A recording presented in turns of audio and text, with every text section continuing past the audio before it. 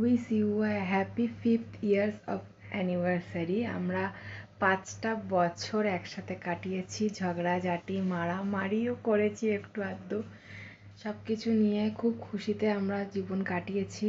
5টা বছর অ্যানিভার্সারি বিয়ের পরে, আর তার আগের 4টে বছর টোটাল, তার আগের 6টা বছর টোটাল আমরা 11 বছর কাটিয়েছি। এরমভাবেই হাসি খুশিতে আরও আরও আরও আরও আমি কাটাতে চাই তোমার সাথে। একটু কষ্ট হচ্ছে, কোনো বছরই তোমাকে আমি পাই না, কোনো বছরই তোমাকে কাছে পাই না। খালি 1 বছর পেয়েছিলাম, যেটা আমাদের বাড়িতে অ্যানিভার্সারি ছিল বলে।